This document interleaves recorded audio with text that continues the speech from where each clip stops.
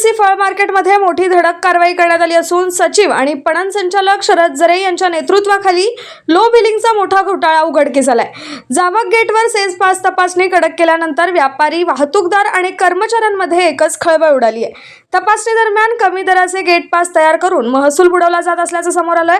एका प्रकरणात 117 कॅरेट आंबा माल असताना फक्त 70 कॅरेटचा गेट पास दाखवण्यात आला, तर 140 रुपये किलोचा आंबा केवळ 70 रुपये दाखवल्याचा धक्कादायक प्रकार उघड झालाय।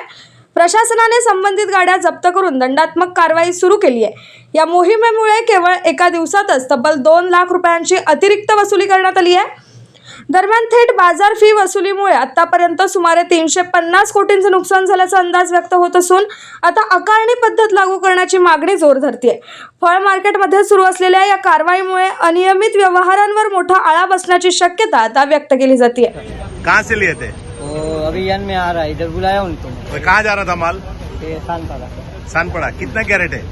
117। हाँ 117 है। 117 कैरेट।